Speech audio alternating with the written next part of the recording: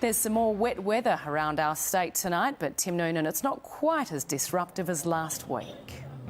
Well, there's a real chance of more of the wild stuff this week, Jess, but not now. This gentle rain's merely settling the sand here at Mawson Lakes Beach. A beach in Mawson Lakes? Yep, right next to the fake lake. But it's a very real volleyball fundraising tournament here tonight. This is for the Neema Children's Home in Kenya, and that helps kids infected and affected with HIV/AIDS. Their challenges make volleyball in the rain not that big a deal. And that's certainly the attitude of Zalia Whitehead, who's organised this. And she's shortly going on the annual trip to this Kenyan community from the Tyndale School that's out this way. She'll have a few funds and some volleyball and organising skills to share this year. And a few will have heavy hands from the wet ball. But that's not hardship. They played here on windy Wednesday night and got sandblasted, and the ball kept blowing away. The hard part is understanding why they played. There's still some balls in the fake lake. I'll have the details of what could be another wild week shortly, and I'll suggest they watch it very carefully out here, Jess. Thanks, Tim. Back with the latest weather forecast. Volleyball in the rain? Sure. You should have seen them try and play in last week's storm. They may get another chance. There's another storm coming this week. I'll have the details of it shortly. Read there as well. To the weather now, and Tim Noonan is in Mawson Lakes, and there's more wet weather tonight, Tim. Just a little sand settler here at the Mawson Lakes Beach tonight, Jess.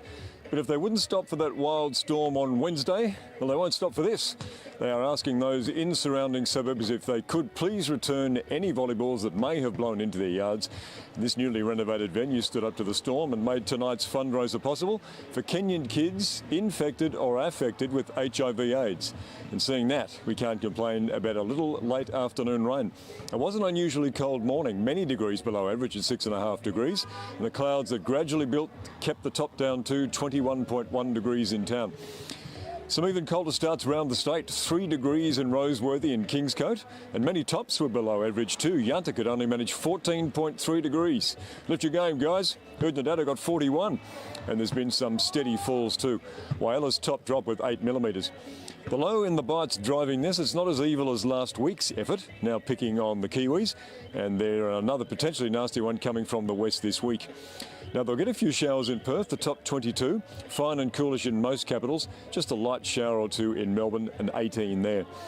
Unsettled in the northeast of SA, and there are some strong gusts developing in the west of the state, and we'll keep an eye on those this week as they could potentially get amongst more populated areas again. And there could be a lingering shower on the south of the state early, but otherwise clearing for a couple of days.